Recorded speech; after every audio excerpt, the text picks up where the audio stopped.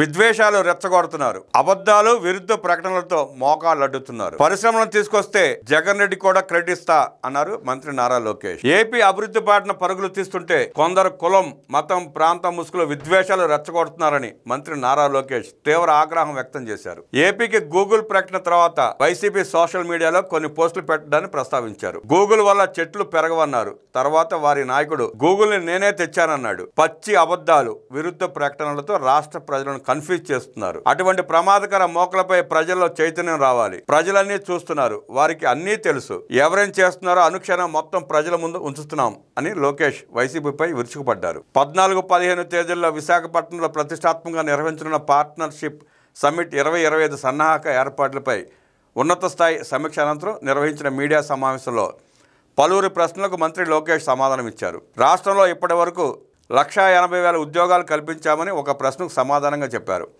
త్వరలో నైపుణ్యం portal ప్రారంభించబోతున్నాం. Supply demand ఆధారంగా ఏఐ ద్వారా ఇంటర్వ్యూ విధానాన్ని ప్రవేశపెడుతున్నాం. మంత్రులంతా ఎకోసిస్టంపై దృష్టి పెట్టాం. మా అందరి లక్ష్యం ఒక్కటే, 20 లక్షల ఉద్యోగాల సాధన. అందరం ఫీల్డ్కి వెళ్తున్నాం. నవంబర్లో చాలా కంపెనీలు ఫౌండేషన్ స్టోన్స్, రిబ్బన్ కటింగ్స్ ఉంటాయి.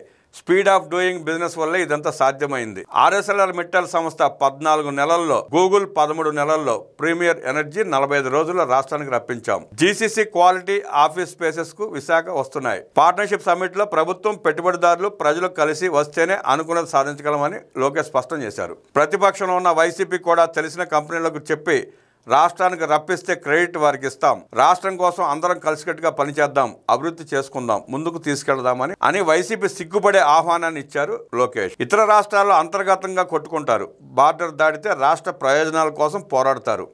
దురదృష్టవశాత్తు మన రాష్ట్రంలో అలా లేదు. కలిసికట్టుగా వెళితేనే అనుకున్నది సాధించగలుగుతాం. వివిధ కారణాల వల్ల ఎలక్ట్రానిక్స్ మ్యానుఫ్యాక్చరింగ్లో మనం వెనకబడి ఉన్నాం. ఇప్పుడు వాటిపైన దృష్టి సారించాం. ఎడ్యుకేషన్ మంత్రిగా ఇండస్ట్రీ టైఅప్ చేసి వర్టికల్, హారిజాంటల్ ఇంటిగ్రేషన్ అభివృద్ధికి ప్రాధాన్యత ఇస్తున్నామని లోకేష్ స్పష్టం చేశారు. పారిశ్రామిక అవసరాలకు అనుగుణంగా కరికులం బలోపేతం చేస్తున్నాం. 2 వీలర్ మెకానిక్ నుంచి క్వాంటమ్ ఇంజనీర్ వరకు ఏఏ సాంకేతికతతో ఇంటర్వ్యూలు నిర్వహిస్తాం. ఏఏ బేస్డ్ ప్లాట్ఫామ్ ఏర్పాటు చేస్తున్నాం. అన్నీ అందులో ఇంటిగ్రేట్ చేస్తున్నాం. రాబోయే 3 ఏళ్లలో గూగుల్ 2028 నాటికి, ArcelorMittal 2026 నాటికి, ప్రీమియర్ ఎనర్జీ, ANSR, ఇతర జీసీసీ సంస్థలు కార్యకలాపాలు ప్రారంభిస్తాయి. ప్రభుత్వాలు కొనసాగిన చోట రాష్ట్రాలు అభివృద్ధి చెందాయి. అందుకు తెలంగాణ, ఒడిశా రాష్ట్రాలు ఉదాహరణ. ప్రజలు కూడా ఆలోచించాలి.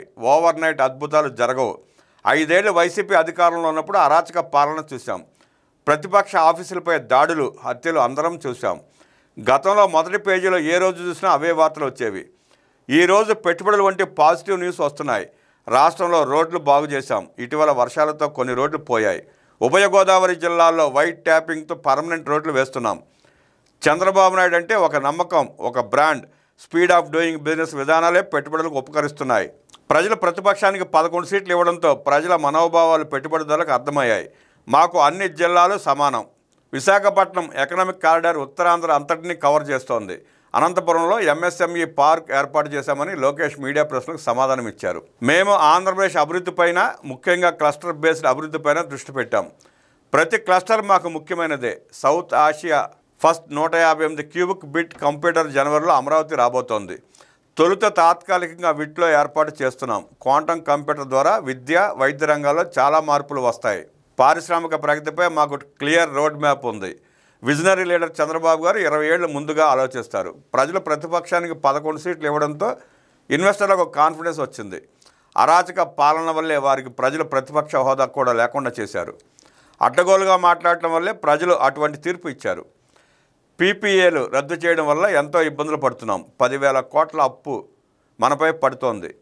ఆ సమస్య ఎలా పరిష్కరించాలో అర్థం కావడం లేదు. పీపీఏలు రద్దు చేసి ప్రజలను ఇబ్బంది పెట్టారు. దీనివల్ల ఏపీ యువకులు, ప్రజలు నష్టపోయారు. రాష్ట్రంలో ప్రజాప్రభుత్వం అధికారంలోకి వచ్చింది. గత ప్రభుత్వ ప్రజా వ్యతిరేక విధానాలను సమీక్ష చేస్తున్నాం. మంచి నిర్ణయాలను కొనసాగిస్తున్నాం.